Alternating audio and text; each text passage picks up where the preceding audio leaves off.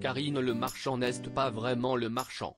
En novembre dernier, l'animatrice a expliqué cela de manière surprenante. Karine Le Marchand est toujours une présentatrice très appréciée sur M6. Cette année, elle a remporté un grand succès avec la 18e saison de L'amour est dans le pré.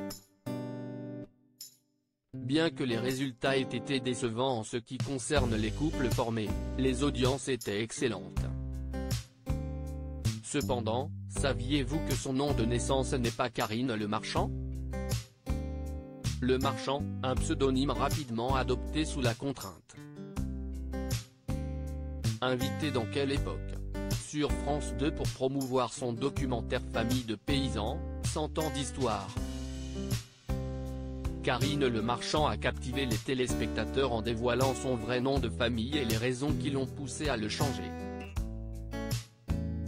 Avec fierté, elle a révélé « Je m'appelle Mfayokura ». Cependant, lors de ses débuts à la télévision, elle s'est trouvée dans l'obligation de modifier son nom de famille.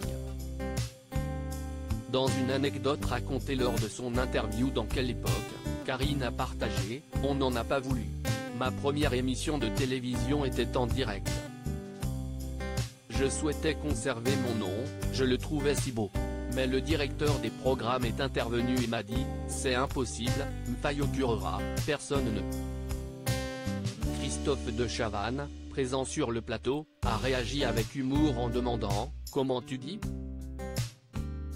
Karine Le Marchand a alors ajouté « Donc j'ai décidé de prendre le nom de mon compagnon de l'époque. »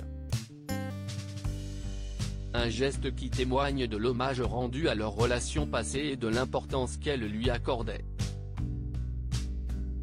Une histoire compliquée avec son papa. Née à Nancy en août 1968, Karine Le Marchand a une maman de Lorraine.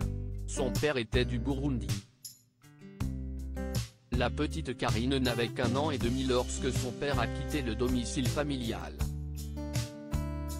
L'animatrice l'a retrouvé par hasard quelques années avant que celui-ci ne décède du sida. Elle s'est confiée sur ce sujet très personnel à Télé 7 jours en 2016. C'était par hasard, lors d'un reportage au Burundi. J'ai rencontré quelqu'un qui le connaissait et l'a prévenu. J'ai filmé notre rencontre en l'interrogeant sur les raisons de son départ et de cette absence de nouvelles, a-t-elle déclaré.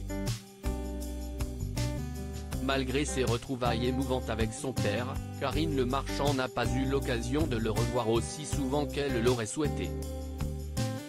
Le temps qui leur restait ensemble était précieux, mais malheureusement, il fut écourté par la triste nouvelle de son décès survenu 2 ans plus tard.